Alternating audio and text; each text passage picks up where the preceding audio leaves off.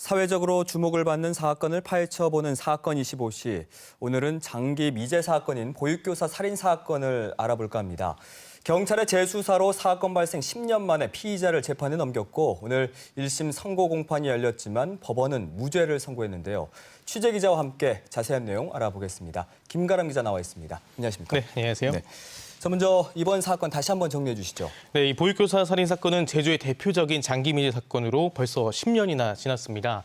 2009년 1월 31일 보육교사로 일하던 20대 여성이 친구들과 모임을 가진 뒤 다음 날 새벽 남자친구 집으로 향했고 남자친구와 다투고 택시를 부른 뒤 새벽 4시쯤 제주시 에어읍의 한 기지국 근처에서 휴대전화 전원이 꺼졌습니다.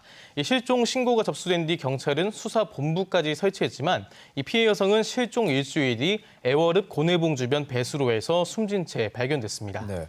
대대적인 수사에도 불구하고 미제 사건으로 남은 이유는 뭔가요? 네, 가장 큰 이유는 이 수사의 가장 기초라고 할 수 있는 사망 시각을 특정하지 못했기 때문입니다. 이 경찰은 피해 여성이 실종 당시 숨졌을 것으로 봤지만 당시 부검인은 시신 발견일에서 최대 24시간 이내 숨졌다는 소견을 제시했습니다.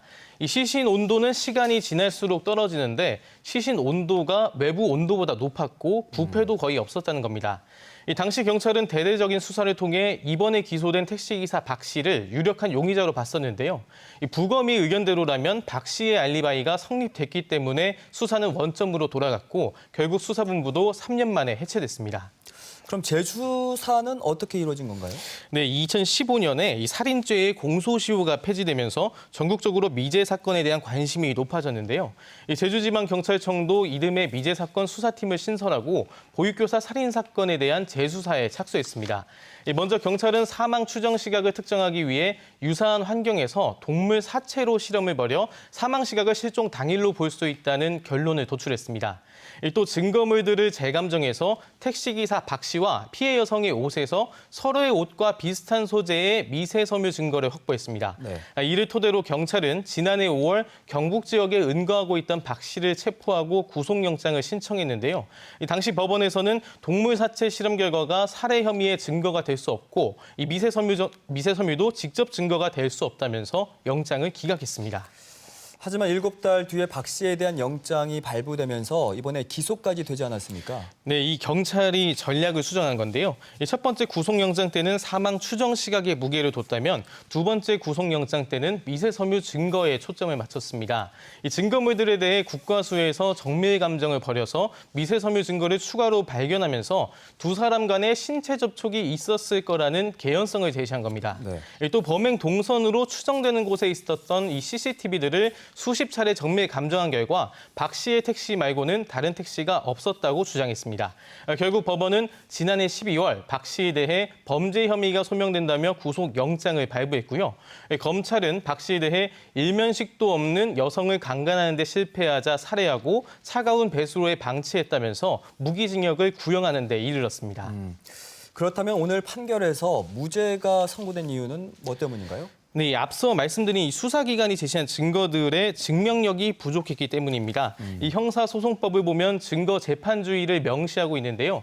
이 범죄 사실의 인정은 합리적인 의심이 없는 정도의 증명에 이르러야 한다, 이렇게 적시했습니다. 먼저 이번 판결을 보면 피해 여성의 신체에서 피해 여성이나 이 박 씨의 옷에서 전혀 발견되지 않은 미세섬유가 검출됐다고 하는데요. 네. 이에 대해서 재판부는 피해 여성이 박 씨의 택시가 아닌 다른 차량에 탔을 가능성을 배제하기 어렵다, 이렇게 판단했습니다. 또 피해 여성의 신체에서 박 씨의 옷에서 나온 미세섬유와 비슷한 이 진청색 면섬유가 검출됐지만 이 진청색 면섬유가 대량으로 사용되는 특성상 반드시 박 씨의 섬유라고 볼 수 없어 두 사람이 접촉했다고는 단정하기 어렵다, 이렇게 판단한 겁니다.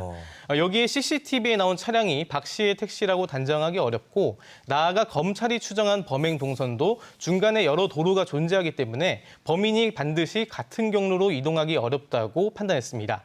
결국 박 씨의 주장이나 변명이 일부 모순되거나 석연치 않고 또 이 통화 내역을 삭제하는 등 범행을 의심할 만한 정황은 있지만 이 검찰이 제시한 증거들만으로는 합리적인 의심을 배제할 정도로 범죄가 입증됐다고 볼 수 없기 때문에 무죄를 선고한다고 밝혔습니다.